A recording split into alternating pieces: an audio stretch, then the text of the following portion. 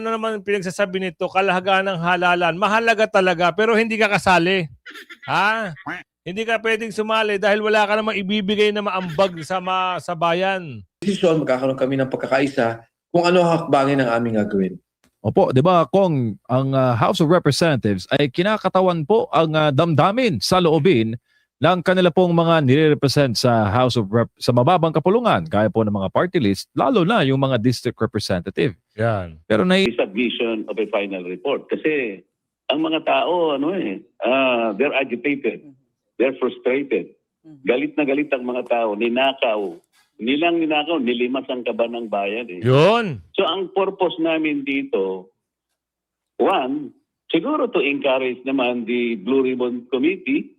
Sabi ko, oo, nandyan sila sa labas. Sabi niya, hindi ko man lang sila usap at makamusta. Sabi ko, darating tayo dyan.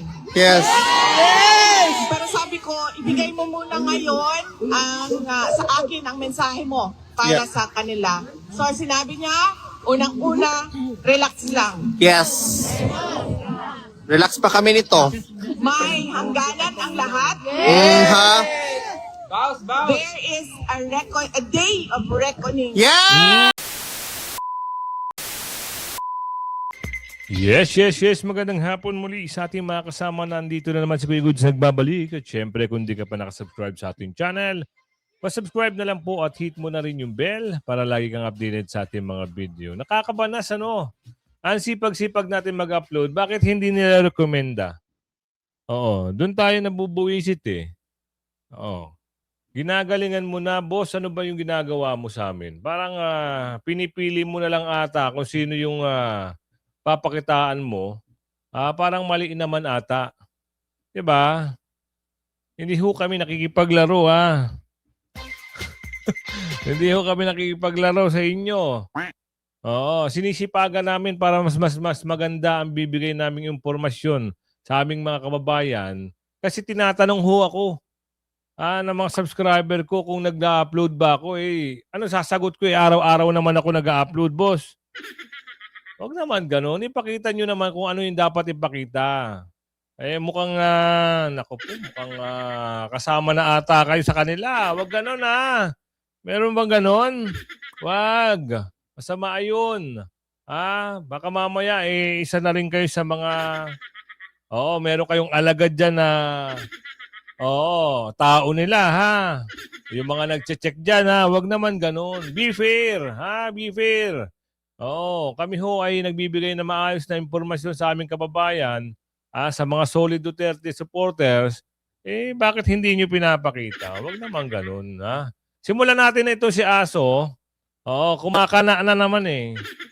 Bumabanat na naman eh. Ano na naman pinagsasabi nito? Kalahagahan ng halalan. Mahalaga talaga pero hindi ka kasali.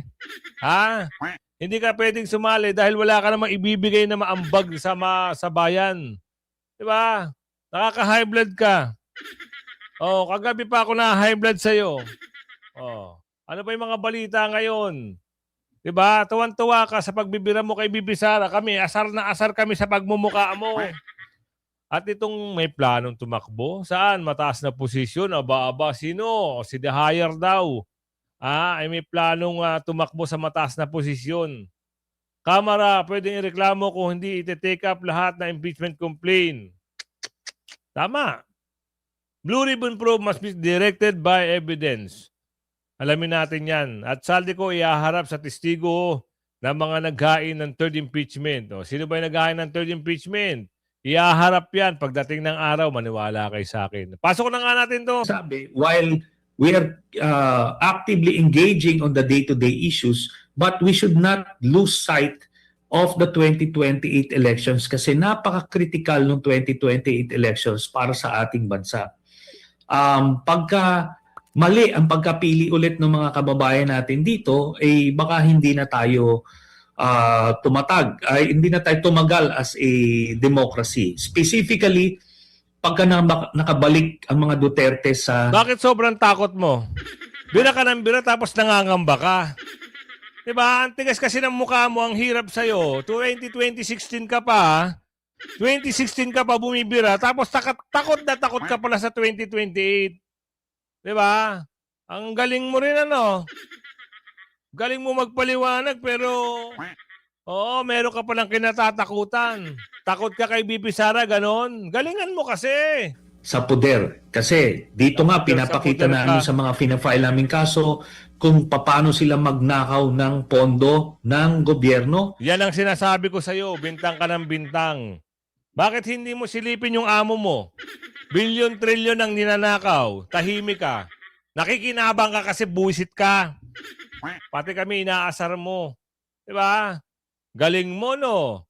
Nung mga panahon na nagkakaroon ng usapin at hearing-hearing, yung amo niya, simple-simple lang. Wala siyang panahon para batikusin. Dapat yun ang binabatikos mo. Diba? Galingan mo pa. Oo, para sa 2028, hindi ka maapektuhan. Kaso hindi, kilala ka ni BP Sara, ni Kong Pulong, ni Baste. Kilalang kilala ka. Tapos nakita naman natin kung gaano sila kabayolente ng mga tao. Nakita nyo po, sabi ni Sara, pupugutan niya ng ulo si President Marcos. Nakita nyo si Pulong, sasaksakin niya yung bugaw. Nakita nyo yung tatay, di ba? Libo-libo yung pinapatay na Pilipino. Ayokong pagdaanan natin ng bansa natin. Huwag ka na makialam kasi, pakialamero ka kasi. Di ba? Lahat na lang pinakialaman mo. Hindi mo naman problema, pinuproblema mo. Tapos ngayon manghihikayat ka sa mga supporter ng Duterte. Ano ambag mo? Wala kang nga ambag, puro ka lang kakwento-kwento. Wala kang kakwenta-kwenta kausap. Kaya ka hindi ka nanalo sa Caloocan eh. Dahil wala kang makikitang maganda sa ginawa nito. O, tigilan na natin yan. Baka makakuha pa ng sipatya yan. At ito daw, tatakbo raw na mataas na posisyon. Diyos ko po, kung sino pa yung gumagawa ng katangahan sa bayan, gusto pang mamuno. Sila pa yung gusto talagang... Ano ba ginawa nito eh? Di ba ito yung umaresto kay Tatay Digong. Di ba? Tapos tatakbo daw sa mataas na posisyon. Ito, makakausap natin sa linya ng telepono ang General Manager ng Metropolitan Manila Development Authority or MMDA, si General Nicolas Torre III. Magandang hapon po, General tumakbo Torre, kayo. and welcome back sa Arangkada Balita. Magandang hapon, ma'am, at magandang hapon sa inyong mga tagapakinig. Well, General, tanong ko muna kung kumusta na ang inyong mga unang linggo bilang General Manager ng MMDA. Ako, mag-iisip na yan. Maraming dyan sa MMDA, ha? Ngayon, napakiwari ko, pinapalinis yung baklaran ngayon, ha? Maganda. Ano next yan? Tatanong lang, ha? Tatanong lang. Exciting, challenging, at talagang we're looking forward. I'm looking forward na makadeliver sa mga expectations ng ating mga kababayan. And General, paano makakatulong kaya yung pagiging pulis nyo dyan sa bago nyong posisyon bilang General Manager po? Wala. Una-una sir, good afternoon din sa inyo. Sa question niyo yan, kung anong maitutulong, no? Alam nyo, ang palagi naging expectations ng ating mga kababayan, dahil nga pulis ako, pag unang pinag-usapan ka agad traffic, pagkatapos manghuli tayo rito, manghuli doon, Opo. hindi ho ganun talaga. Paano? Or alam naman ng ating mga kababayan, sa planning level, sa management level ng pagpupulis, kasama na rin dyan yung i-examine ng data at paghahanap ng solusyon based on this data. So, palagi ho yan. Ang pulis kasi, palaging pag may operation, ang unang tinitingnan agad yung SMEAC. SMEAC ang tawag namin yan. Situation, mission, execution, administrative requirements, at saka yung communications. Kaya, Totoo kaya yan? Baka pinag-aaralan, pinagpaplanuhan. Ang alin? Naku, malakas ang kitaan dyan, sabi ni Aling Dolores. Milyonan per day.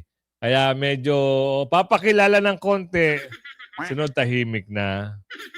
Wag nyo kaming paandaran, ha? Pinagluloko nyo kami. Ganyan yan, Pasay, Baklaran, Balintawak. Alam ko yan. Naku, wag nyo kaming paandaran. Kunyari, hulihin ngayon. 1 linggo yan, ha? Bulabog. Pagkatapos niyan, tahimik na. Ganun lang kasimple. Tapos noon, kilala na siya. Sino na ngayon? Bahala na sila. Bahala na si Batman. Si Batman na bahala dyan. Andyan na yung si Bago. Tigil-tigilan nyo kami. Kamara, pwedeng ireklamo kung hindi iti-take up ang impeachment. Lahat ng impeachment complaint, dapat lang, oo, ireklamo na nila.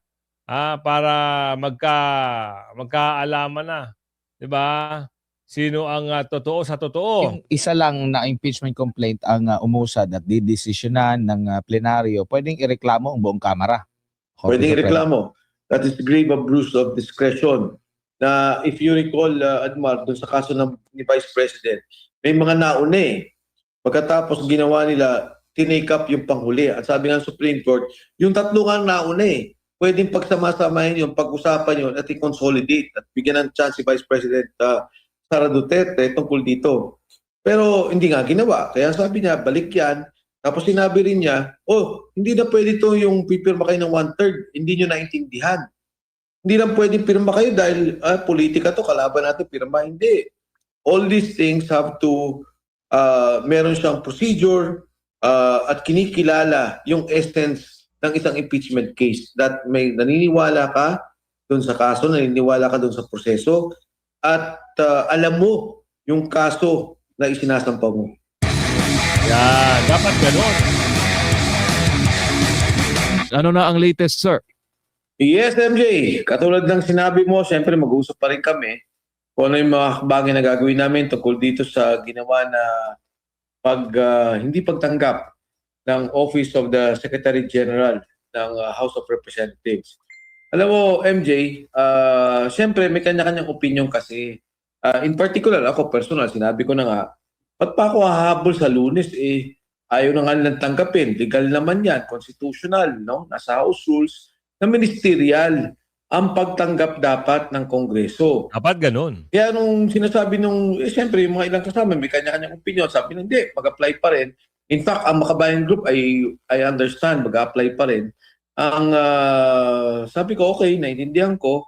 Pero personal, medyo, kasi ako nga, ang feeling ko, the fact na ginawa nyo to sa amin, na binlock ninyo yung Makabayan, and binlock ninyo kami, na supposedly ministerial hindi naman kailangan SecGen yun eh.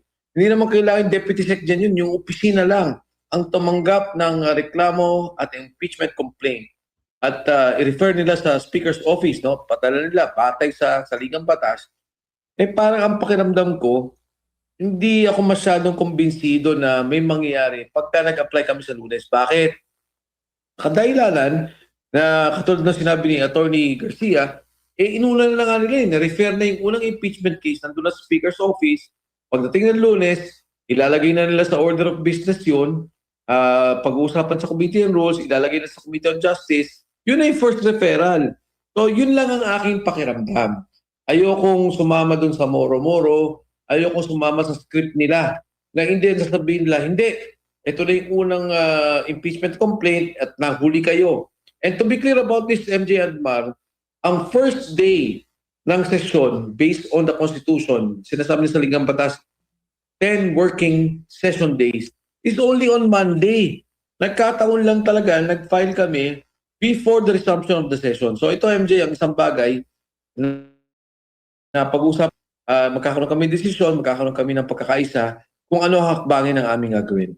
Opo, di ba kung ang House of Representatives ay kinakatawan po ang damdamin sa loobin ng kanila pong mga nire-represent sa House of sa mababang kapulungan, gaya po ng mga party list, lalo na yung mga district representative. Yan. Pero naiiba yata kung ang tunada ngayon, kumpara po sa mga nagdaang kongreso. Kung paano niyo po bang ikumpara nung panahon po ninyo bilang Spice Boys at nung bago kayo nakabalik recently lang sa, I think, 18 ba yun? 18 Congress? 17 Congress ba yun? Kumpara Yes, po MJ. sa Alam 19 and 28 Congress. Yes, MJ, Admar. Alam mo, ang sitwasyon kasi natin ngayon, napakalinaw na may problema tayo sa korupsyon. Totoo. Napakalinaw, nagsalita na si Yusek Bernardo, Director Alcantara, si Saldico, ang Pangulo, gumagawa pa ng report tungkol dito. So para sa akin, napakalinaw na may korupsyon. Ang tanong na lang, sino ang accountable?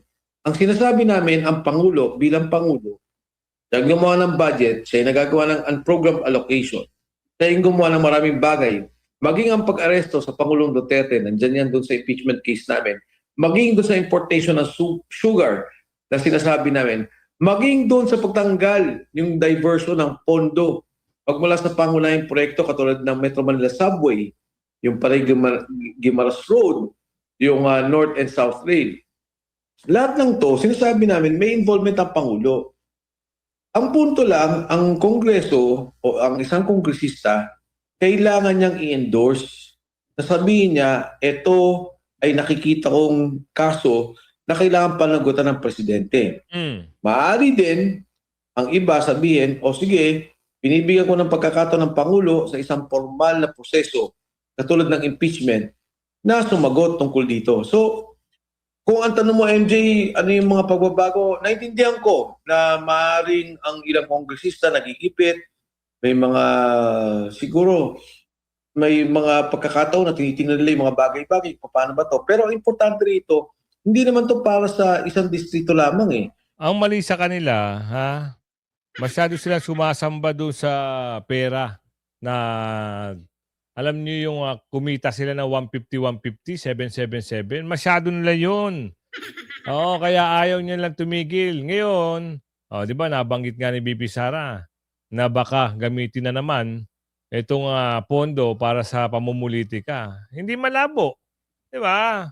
Hindi malabo mangyari kasi yan ang tinuro ng 19th Congress.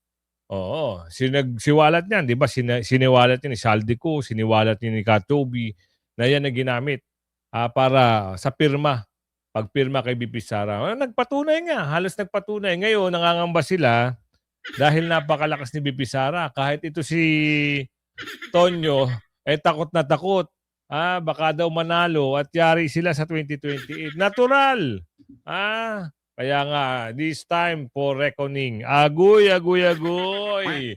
Ay, paano nasabi yan? Mamaya, bibigay ko sa yung detalye dyan. Pero, Blue Ribbon Probe must be directed by evidence. Ebidensya na nga nagsasalita. Tinatago pa ni Tocson eh.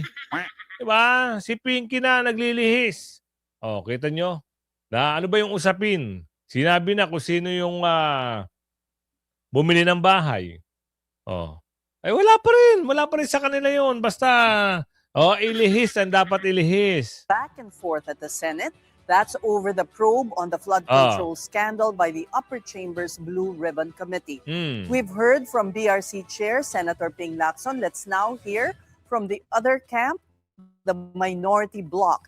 And former Blue Ribbon Committee Chair Senator Rodante Marcoleta joins us tonight by phone. Good evening, Senator Marcoleta. Good evening, good evening. Welcome to the big story. Yan. Firstly, did the issuance of a minority report depart from the usual procedure by the Senate Blue Ribbon Committee, where the minority report would come after the formal report by the main committee? Did we depart? Sir, did you... Our purpose is to inform our people that we had already our findings and recommendations on how we should deal with the problems involving the most anomalous and the most scandalous corruption in this country, which started with the 2025 mangled budget. Kasi hindi naman sila gumagawa ng report eh. You remember Senator Ping promised that he will issue or submit a partial report before the December break. At sinisisi niya yung kanyang mga tauhan. Sabi niya, mahihina yung mga tauhan ko eh. Sabi nila, it's already being drafted. Nung tanongin ko, nakatingin sila sa akin, tatango-tango lang.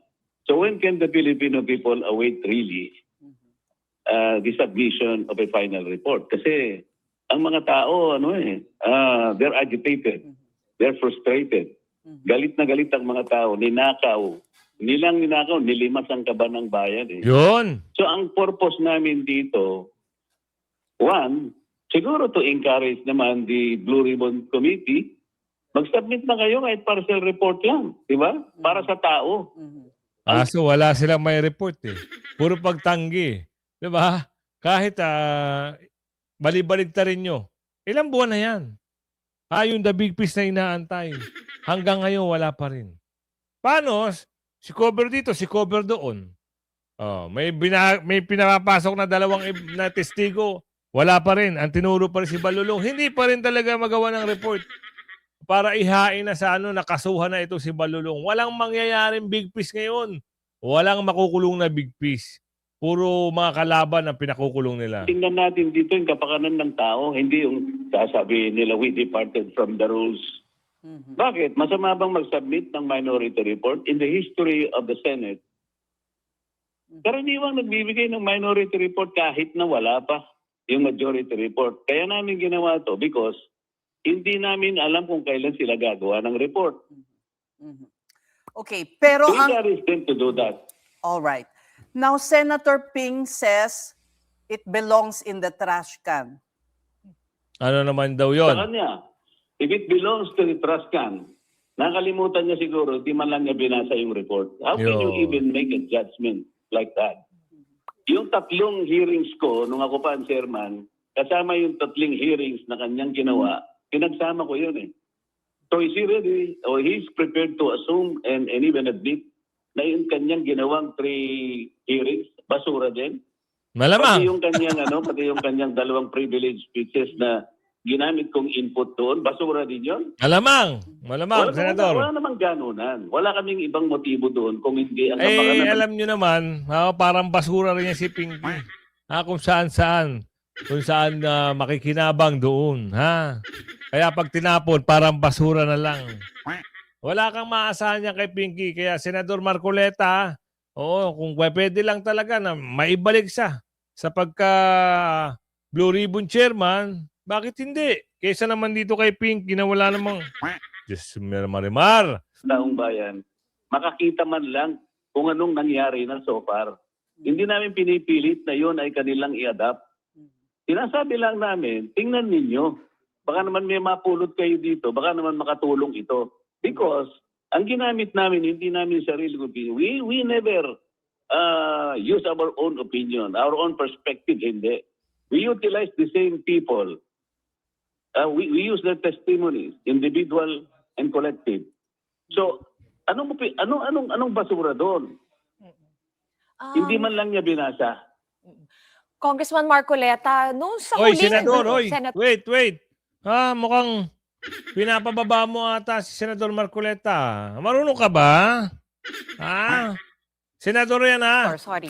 Hindi ako sanay. Senator Marcoleta, before the last Blue Ribbon Committee hearing, nag-arrange nga si Senator Ping Lacson na papuntahin yung si alias Maria at alias Joy para nga po mag-establish ng connection with Martin Romualdez. Bakit hindi si Martin? And the Discayas. This is in the absence of Orly Gutesa. Nakakaano naman kayo dyan, no? Bakit hindi si Martin ang pinatawag at magkaalaman na? Ang tagal ng panahon hinihintay ng taong bayan na sumagot si Martin. Diba? Maski nga doon sa ICI, itinago pa kung ano yung sinabi ni Martin. Tsaka hinihintay namin sagot ni Martin, bakit ayaw niya ipatawag? Bakit gigil na gigil ang taong bayan? Kayo naman, tago ng tago. Oo. Pagbigyan nyo na yung taong bayan, ilabas nyo si Martin, pasagutin nyo kung ano yung sasagot niyan. Hindi po ba kayo na-satisfy na mukhang may ginagawa naman siya to make that connection? I know in the press Naku, wala yan. Siya yung sumasagot. Wala. Ikaw, kung ikaw ang nagtatanong sa kanila, Yan. sa sumasagot, Yan. what did you feel? Ano nga? Pahiya But, ka. in the same vein, Senator, kayo ay inaakusahan naman ng nag-aabogado supposedly for the Discayas. Like what? Well, let me cite yung kine-question ninyo yung restitution, which somehow... I'm questioning the restitution because in the process of applying for WPP, restitution is not one of the requirements. Pinipilit nila yon para makapamili sila kung sinong mag-a-apply. Paano ito? Sinong magsasabi sa kanila kung magkano i-restitute ng mga Discayas? Alam mo, yung civil indemnity will only be available pag sinabi na ng korte yan eh. Hindi yung bago pa mag-a-apply yung tao, doon mo nakukunan ng restitution. Sino magko-compute? Magkano? Baka pagmula ng corruption, yun ang sinasabi ko sa kanila. Kung wala sa batas, bakit nyo pinapalitan? Hindi ba, you are bending the law. Kita nyo na. Kita nyo na. Mas maraming nalalaman yan si Senador Marcoleta kaysa diyan kay Pinky. Bakit di naman abogado si Pinky? Diba? Nakuha lang nila yung simpatya kasi yung amo nila, ginawa sila dyan. Pero malabo sa malabo, walang alam yan si Pinky. Hindi kakayanin ni Pinky yan si Senador Marcoleta. Ngayon, it's time about for reckoning. Sino nagsabi niyan? Bah. Ibang klase to, ha? Makinig kayo. Po niya, dahil sinabi ko, madami ang nasaktan. Yes! Marami ang umiiyak. Yes! Madami ang galit. Correct! At sinabi ko, mahalaga, madami ang nag-absent. Yes!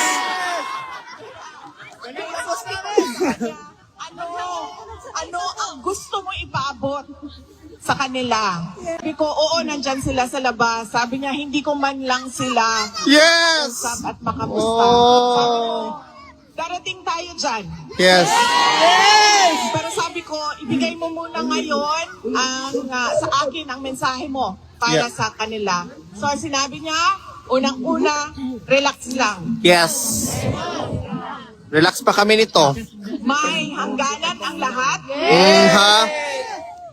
There is a day of reckoning. Yes!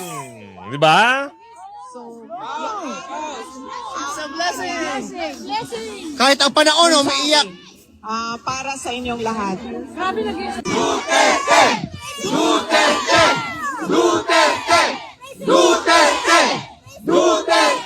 Unsa ka gwapa.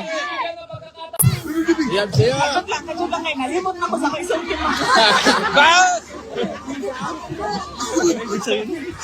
Sandali lang daw. Na-distract kasi siya sa kandahan niya. Tanong ko din siya. Kasi masakit sa akin na nakikita na umiyak kayo. Yes. Alam mo yun? Masakit sa akin yun. Kasi, alam nyo yun, parang hindi naman kasi dapat ginagawa sa inyo yan. Alam mo yun? Hindi dapat siya ginagawa sa inyo yan. So, tinanong ko siya. Sabi ko, ano ba ang mensahe mo sa mga umiiyak? Kasi nasasaktan ako kapag nakikita ko na umiiyak sila. Tapos sabi niya, di umiyak ka din. Bitaw, nga hindi nga ka mo hilak. So, the usual na, alam niya na, yung sense of humor niya. So sabi niya, di umiyak ka din. Then sabi ko sa kanya, alam mo, wala akong masasolve na problema kung iiyak ako. So sabi ko, ano lang, ang kailangan ko lang ngayon ay ang mensahe mo sa kanila para hindi, mabigat sa loob, sa damdamin nila. At sinabi niya na, as a Filipino, I never surrendered my country. Yari ka ngayon, bonget, ha? It's time to reckoning. Ngayon sabi ni Bibi Sara. Kaya, nako. Kaya,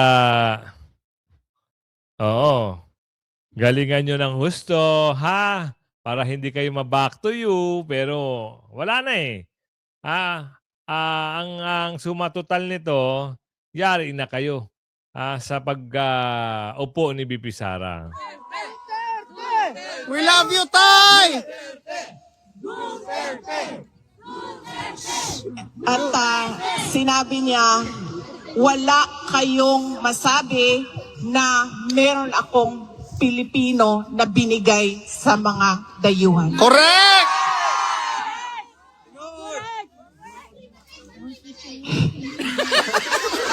So, Di ba? Yan ang mga Duterte. Napakasimple lang pero rak na rak talaga. Kaya yari kayo sa 2028 pag upo ni BP Sara. Saldi ko iharap sa testigo ng mga naghain ng third impeachment complaint. Ihaharap ha. Sino ba naghain ng pang third? Nadili si Atty. Topacio, Atty. Respicio, sila Mike Defensor, sila Manong Chabit, sila. At sana pala rin makauwi si Saldico para maiharap at ituro na to si Bungit-ngit. Testigo umano si dating Congressman Zaldico laban kay Pangulong Bongbong Ah. Marcos kung umusad ang ikatlong impeachment complaint. Pinag-aaralan namang sampahan ng reklamo ang Secretary General ng Kamara dahil sa hindi pagtanggap sa dalawang impeachment complaint. Nakatutok si Tina Panganiban Perez. May pasabog daw na testigo ang grupo naghain ng ikatlong impeachment complaint laban kay Pangulong Bongbong Marcos. Saldico is willing to testify on our behalf doon sa graft and corruption issue at sa lahat na nalaman niyang bigay ng pera maging yung pag-aayos ng budget in the program allocation. Hindi tinanggap kahapon ng Office of the Secretary General ang ikatlong impeachment complaint, pati ang ikalawang reklamo na inihain ng grupong bayan at mga kaalyado nito dahil nasa abroad si House Secretary General Cheloy Garafil para tumanggap ng award. Nang malaman daw ito ni Ko, lalo raw sumidhi ang kagustuhan nitong tumestigo. Si Ko nagsabing si Pangulong Marcos umano ang nag-utos ng budget insertions na nagkakahalaga ng 100 billion pesos sa 2025 budget. Pero tumanggi ang grupong idetalye kung paano sila nagkaroon ng komunikasyon kay Ko. Nung malaman ni Saldico na mag-file ng impeachment complaint at lalo malaman niya na pinlock, he is willing to testify Yun! to enhance the impeachment complaint we have filed. Yun na. Sigurado na ito.